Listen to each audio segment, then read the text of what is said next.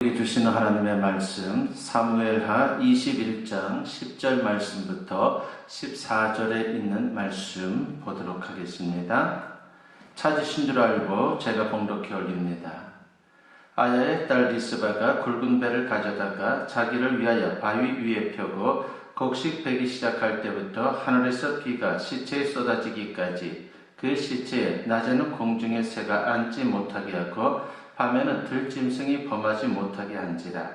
이에 아야의 딸 사울의 첩 리스바가 행한 일이 다윗에게 알려지매 다윗이 가서 사울의 뼈와 그의 아들 요나단의 뼈를 길앗 야베스 사람에게서 가져다니 이는 전에 블레셋 사람들이 사울을 길보아에서 죽여 블레셋 사람들이 벳산 거리에 매단 것을 그들이 가만히 가져온 것이라.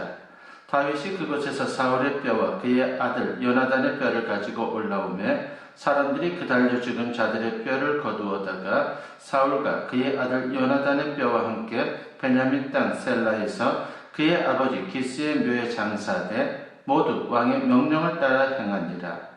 그 후에야 하나님이 그 땅을 위한 기도를 들으시니라. 아멘.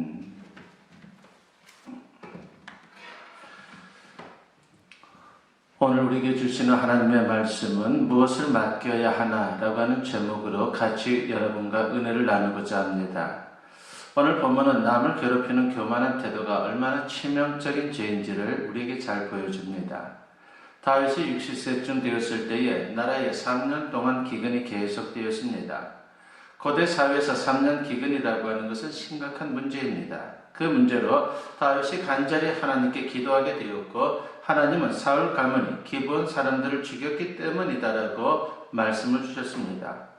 기브온은 이스라엘 족속은 아니지만은 여호수아가 가나안 땅을 정복할 때에 그들을 살려 죽이려 맹세했습니다.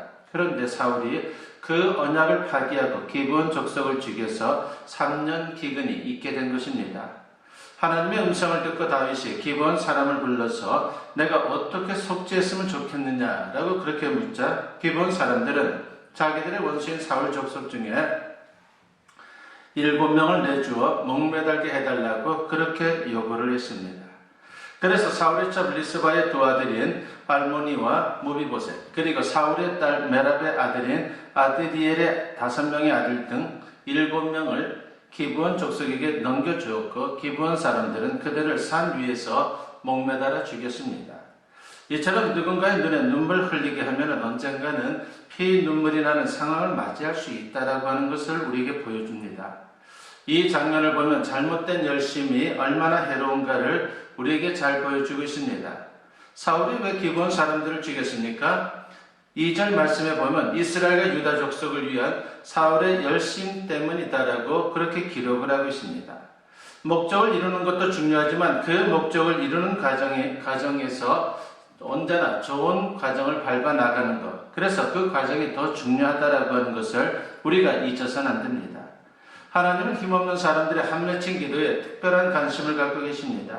그러므로 힘없는 사람에게 한을 심지 않도록 애써야 하는 것은 우리 믿음의 사람들에게 참으로 중요한 마음의 자세일 것입니다. 반면에 힘없는 사람을 도와주면 우리 자신이 먼저 하나님의 도우심을 받게 됩니다. 기브온 족속이 사울의 우선 7명을 산 위에서 목매달아 죽일 때가 언제입니까? 본문 구절에 보면 보리를 베기 시작하는 때라고 말씀을 합니다. 그때 어떤 일이 벌어집니까? 본문 10절 말씀을 보면 리스바의 두 아들 알모니와 무비보셋이 죽자 리스바는 굵은 배를 가져다가 반석 위에 펴고 목 매달려 있는 아들의 시체 곁을 지켰습니다. 그리고 낮에는 공중의 새가 앉지 못하도록 했고 밤에는 들짐승이 범하지 못하도록 했습니다. 그 슬픈 이야기가 다윗에게 들려지게 되었고 다윗은 길앗 야베스 사람들이 보관하고 있던 사울과 요나단의 뼈를 가지고 와서 목매달려 죽은 7명의 뼈를 함께 베냐민 땅 셀라에서 사울의 아버지 기스의 묘에 장사를 하게 됩니다. 그때서 비로소 하나님이 그 땅의 기도를 들으시고 비를 내려주셨습니다. 이 장면을 보면 우리가 하나님께 무엇을 맡겨야 할지에 대해서 몇 가지의 교훈을 주고 있습니다.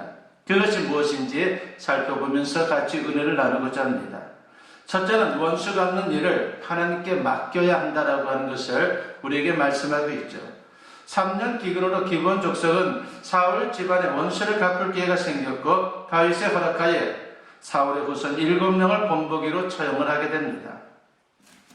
그 일로 기브온 족속은 한이 어느 정도 풀렸을 것입니다. 그러나 반면에 특별한 죄가 없는 사울 후손 7명이 처형당함으로 그 가족들은 다시 한 맺힌 눈물을 흘려야 했습니다. 개인적으로 원수를 갚으면 항상 새로운 한을 부릅니다. 그래서 주님은 사사로이 원한을 갚지 말고 원수 갚는 일은 하나님께 맡기라고 그렇게 말씀을 합니다. 하나님께 맡기면 하나님께서 다 알아서 그 대가를 치르게 하신다라고 하는 것이죠. 더 나아가 원수를 사랑하면 하나님께서 우리의 한을 더 큰 기쁨과 영광으로 보상해 주시고 원수조차 변화시킬 것입니다. 우리가 잘 아는 요셉은 원수조차 용서하며 살았던 사람으로 유명합니다. 아버지 야곱이 죽자 형들이 당황합니다. 요셉이 최고 권력자인데 보복하면 어떻게 하나? 그래서 벌벌 떱니다. 그 모습을 보고 요셉이 어떻게 합니까? 창세기 50장 19절로부터 21절에 보니까 요셉이 그들에게 이르되 두려워하지 마소서. 내가 하나님을 대신하리이까? 당신들은 나를 해하게 하였으나 하나님은 그것을 선으로 바꾸사 오늘과 같이 많은 백성의 생명을 구원하게 하시려 하셨나니 당신들은 두려워하지 마소서. 내가 당신들과 당신들의 자녀를 기르리이다 하고 그들을 간곡한 말로 위로하였더라 하겠습니다. 물론 그들이 잘못했지만 크게 보면 다 하나님의 섭리라고 하는 것입니다. 그러므로 용서하고 오히려 사랑을 베푸는 것이 당연하다라고 하는 것이죠. 나와 상대방만 보면 용서할 수 없습니다. 그러나 나 같은 죄인을 위해 독생자를 내어주신 그 하나님의 사랑을 생각하면 십자가에 피 흘려주신 예수님을 생각하면 당연히 용서해야 되고 또 용서가 가능하다라고 하는 것입니다. 또 그래야 인간관계에서 우리가 승리를 할 수 있습니다. 로마서 12장 19절로부터 21절에서 사도 바울이 이런 말씀을 하죠. 내 사랑하는 자들아 너희가 친히 원수를 갚지 말고 하나님의 진노하심에 맡기라. 기록되었으되 원수 갚는 것이 내게 있으니 내가 갚으리라고 주께서 말씀하십니다. 내 원수가 줄이거든 먹이고 목마르거든 마시게 하라. 그리함으로 네가 숯불을 그 머리에 쌓아 놓으리라. 악에게 지지 말고 선으로 악을 이기라 하고 있습니다.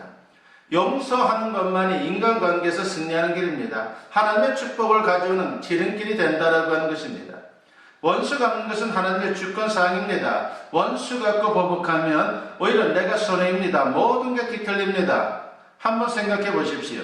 만약 요셉이 원수 갚는 일에 골몰했다면 어떻게 됐겠습니까? 형들에게 그리고 보디발에게 그리고 보디발 아내에게 보복했다면 아마도 요셉의 인생도 엉망진창이 되었을 것입니다. 어느 청년들이 밤에 수박밭에 가서 서리를 했습니다. 괘씸하게 여긴 주인이 팻말을 세워놓았습니다. 이 밭에 있는 수박 중 한 통에 농약을 주사했음 주인 배. 그로부터 며칠 후 또 하나의 팻말이 세워졌습니다. 이 밭에 있는 수박 중 2통에 농약을 주사했음 한 통은 주인이 또 한 통은 우리가 주사했음 도적 배. 어떻게 됐겠습니까? 그날로 수박밭 주인은 망했습니다. 겁나서 한 통도 팔 수가 없었기 때문이죠. 넓은 마음으로 용납했더라면 큰 손해를 보지 않았을 것입니다. 젊은이들이 한때 그럴 수 있지 하고 넘겼다면 혹시 다음에 수박 사러 올 수도 있다라고 하는 것입니다. 이처럼 원수를 미워하고 사사로이 원한을 갚으면 감정은 풀릴지 몰라도 인생 전체는 손해가 된다라고 하는 것입니다. 반면에 원수를 사랑하고 원수 갚는 것을 하나님께 돌리면 하나님께서 위로하시고 가장 선한 길을 열어주실 것입니다. 이 진리를 따라서 언제나 사랑의 삶을 살아가는 우리 모두가 되었으면 합니다. 두 번째로 고통을 주님께 맡겨야 한다라고 하는 것을 오늘 본문은 우리에게 강조하고 있습니다. 본문에 나오는 리스바의 모습은 너무나도 가슴이 아픕니다. 한때 리스바는 왕의 총애를 받던 여인입니다. 왕으로부터 2 아들을 얻었습니다. 이처럼 한때 잘 나가던 때도 있었지만은 사랑의 차비라고 하는 불행한 꼬리표를 늘 따라다녔고 마침내 의지했던 2 아들마저 목매달려 죽는 그런 상황이 벌어지고 말았습니다. 누구든지 리스바 입장이 되면요 반쯤 미칠 것입니다. 그런데 리스바는 자기의 운명이라 생각하고 참여하는 심정으로 붉은 배를 아들들이 목매달린 곳 반석 위에 펴놓고 지냈습니다. 특별히 아들들이 기근과 관련되어 죽었기 때문에 비가 올 때까지 시체를 그냥 두도록 했는데 그런 상황에서 목매달려 죽은 아들들 곁을 끝까지 지켰다라고 하는 것입니다.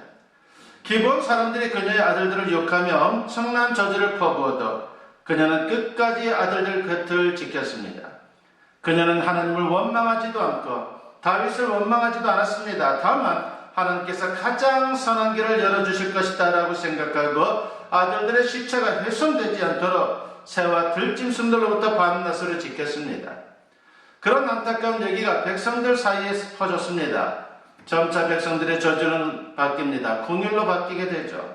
한 여인의 정성이 백성들의 마음을 바꾼 것입니다. 그리고 그 얘기가 마침내 다윗에게 들려졌습니다. 다윗도 감동해서 희생제물로 죽은 그 7명을 성대하게 장례를 치러주기로 작정을 합니다.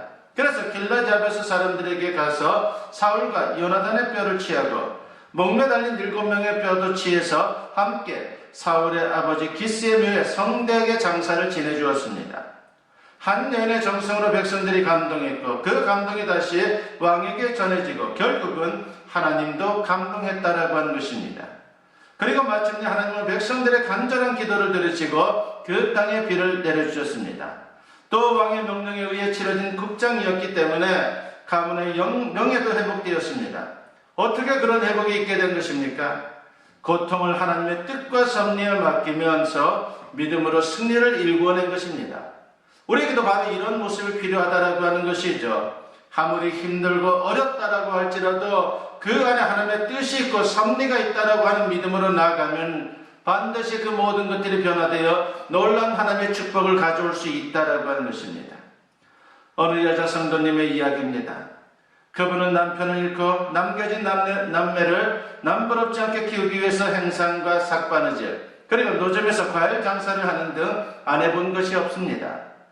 그렇게 해서 아들과 딸들 모두를 인류대학에 보냈습니다. 특히 아들이 대학에서도 특출하게 대견했는데 그 아들이 고생하는 어머니의 심정을 잘 이해하고 사람들에게 어머니를 자랑스럽게 말하는 그런 때가 참으로 많았습니다. 그래서 그녀는 아들만 생각하면 힘이 솟구치고 그리고 너무나도 행복했습니다. 그런데 그 아들이 군대 가고 얼마 되지 않아서 벼랑간 사망 통지서가 날아왔습니다.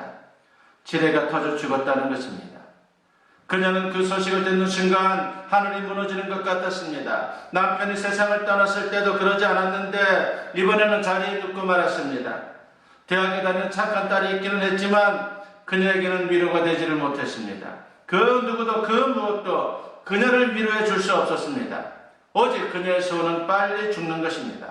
빨리 죽어서 아들 곁으로 가는 생각, 그것이 그녀를 온전하게 지배를 했습니다.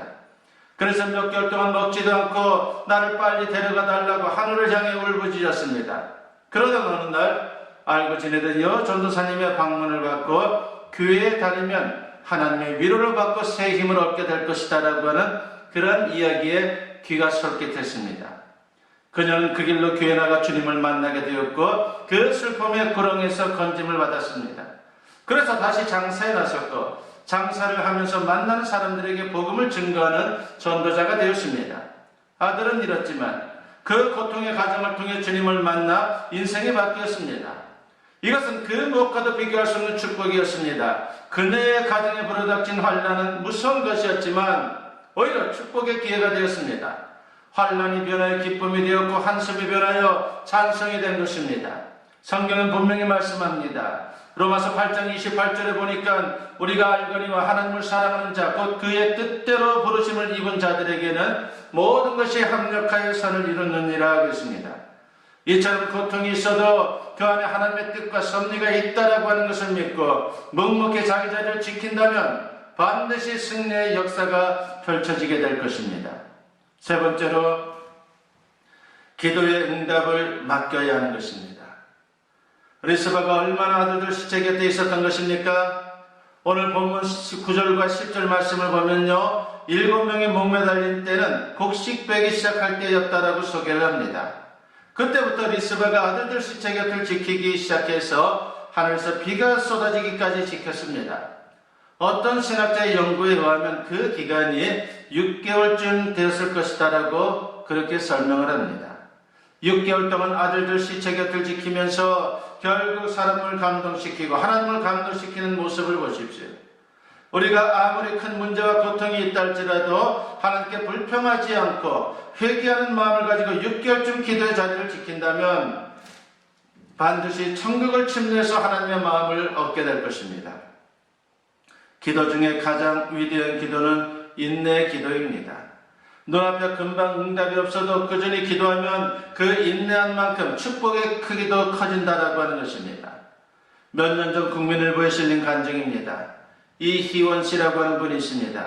그는 서울대 의대생으로 공부와 씨름하던 25살 되던 해에 동맥 이상으로 쓰러져서 흔히 말하는 식물인간이 되었습니다. 그는 산소호흡기에 의지하여 몇 달을 보냈습니다. 주변에서는 포기하는 것이 좋겠다라고 하는 말이 조심스럽게 돌았지만 단 한 사람, 그의 어머니는 포기하지 않았습니다. 오로지 하나님께 기도로 매달렸습니다. 식물인간에게 가래와 폐렴은 치명적이기에 상황에 따라 호흡기를 붙였다 뗐다를 반복했습니다. 그 상태로 1년이 지난 어느 날 그가 깨어났습니다. 의학적으로 있을 수 없는 일이 일어난 것입니다. 하지만 여전히 전신을 움직일 수 없었습니다. 어머니는 계속해서 기도로 매달렸습니다. 4년 후 그는 일어나 목발을 짚고 걸을 수 있었고 복학하여 의사 국가고시에 합격하여 지금은 의사로 근무하고 있습니다. 포기하지 않았던 어머니의 기도가 그를 살렸고 다시 재기하도록 만든 것입니다. 예수님은 누가복음 18장에서 항상 기도하고 낭망하지 말아야 될 것을 비유로 말씀하셨습니다. 그렇습니다. 세상에서 승리하려면 항상 기도하고 낭망하지 말아야 합니다. 기도를 멈추는 즉시 낭만과 절망이 오며 희망은 사라지는 것입니다. 낭망을 세상적인 방법으로 해결하려고 하면 망하게 되지만 낭망을 기도로 극복하면 축복이 된다라고 하는 것을 우리가 잊어서는 안 됩니다. 빌립보서 4장 6절과 7절에서 사도 바울은 말씀합니다. 아무것도 염려하지 말고 다만 모든 일에 기도와 간구로 너희 구할 것을 감사함으로 하나님께 아뢰라. 그리하면 모든 지각에 뛰어난 하나님의 평강이 그리스도 예수 안에서 너희 마음과 생각을 지키시리라 하고 계십니다. 그렇다면 염려와 근심이 왜 그렇게 무섭습니까? 잠언 17장 22절에 보니까 마음의 즐거움은 양약이라도 심장의 근심은 뼈를 마르게 하느니라고 했습니다. 우리가 염려하고 근심하는 것은요 절대로 우리에게 유익할 수 없다라고 하는 것입니다. 그러므로 염려, 근심, 걱정이 여러분 마음을 무겁게 짓누르고 괴로움이 물밑을 밀려올 때에 하나님 앞에 무릎을 꿇고 기도해 보십시오. 그것이 깊은 동물 속에 희망의 빛을 보게 하는 출구가 된다라고 하는 것을 우리가 분명히 믿어야 합니다. 오늘 본문에 나오는 불행한 여인은 아들의 시체를 앞두고 그 불행한 현장을 끝까지 지켰기에 원한이 사무쳤던 기브온 족속을 감동시키고 왕과 하나님까지 감동시키는 그런 존귀한 인생이 되었습니다. 원수 갚는 것을 하나님께 맡기고 고통을 하나님께 맡기고 기도응답을 하나님께 맡김으로 사람도 감동시키고 하나님도 감동시킴으로 고난을 축복으로 반전시키는 믿음의 주인공들이 될 수 있기를 주님의 이름으로 간절히 축원합니다. 기도드립니다. 사랑이 충만하신 아버지 하나님 감사합니다. 아버지 하나님이시여 우리가 삶을 살다 보면 참으로 힘들고 어려운 상황에 직면할 때가 있습니다. 아버지 하나님 그런 상황에서도 낭망하지 않게 하시고 아버지 하나님의 크신 은혜를 바라보면서 끝까지 기도할 수 있는 우리의 모습이 될 수 있도록 역사하여 주시옵소서. 아버지 하나님 원수 갚는 것은 우리에게 있는 것이 아니라고 했사오니 오로지 그 모든 원수 갚는 것은 주님께 맡기고 우리는 사랑의 삶을 살아갈 수 있도록 우리의 심령을 주님의 말씀으로 가득 채워 주시옵소서. 아버지 하나님이시여 언제나 낭망하는 그런 자리에 있다 할지라도 신속히 돌이킬 수 있는 우리의 모습이 되게 하여 주시고 그런 말미암아 주님께 영광 돌리는 능력의 인생, 축복의 인생을 사는 우리 모두가 되게 하여 주시옵소서. 감사드리옵고 예수님의 이름으로 기도드리옵나이다. 아멘.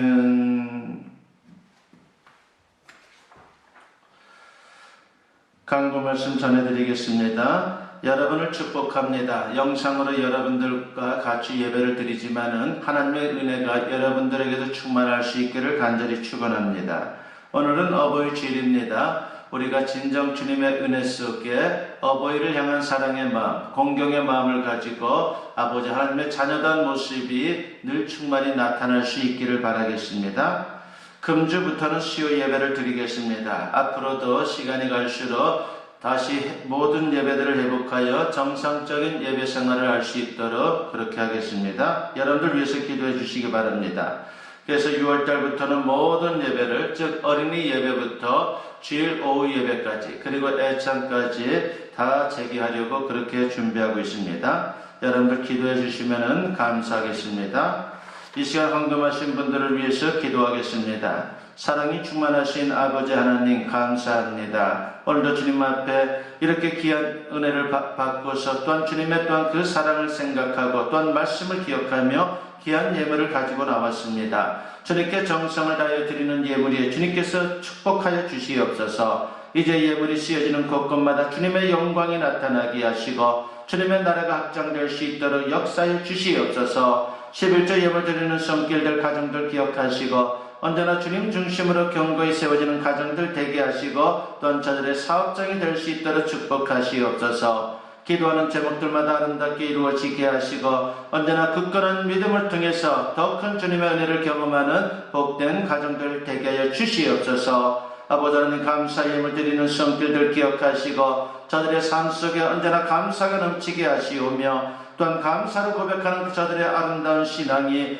주님의 기쁨이 될 수 있도록 역사하여 주시옵소서. 아버지 하나님이시었던 선교 예물 드리는 손길들 기억하시고 주님 나라 확장을 위해서 정성을 다하여 드리오니 이 예물이 쓰여질 때에 주님의 복음이 확장되게 하시고 주와는 많은 영혼들이 구원의 은혜를 입을 수 있도록 역사하여 주시옵소서. 아버지 하나님이시여 우리의 모든 삶이 주님의 것이오니 예물을 주님께 드린과 같이 우리의 인생을 온전히 주님께 헌신할 수 있는 귀한 결단이 우리 모두에게 충만케 하여 주시옵소서. 감사드리옵고 예수님의 이름으로 기도드리옵나이다.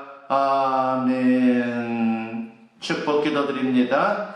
이제는 우리 주 예수 그리스도의 은혜와 아버지 하나님의 무궁하신 사랑하심과 성령의 감화감동 역사 충만하심이 오늘 주님께 예배로 영광 돌리며 선포된 말씀과 같이 모든 것을 주님께 맡기며 하나님의 은혜를 구하는 가운데에 진정 주님의 놀라우신 은혜를 경험하며 아버지 하나님께 영광 돌리는 그런 인생을 향해 나아가기를 다짐하고 소원하는 당신의 사랑하는 자녀들 위해 지금으로부터 영원토록 함께 하시기를 간절히 축원하옵나이다.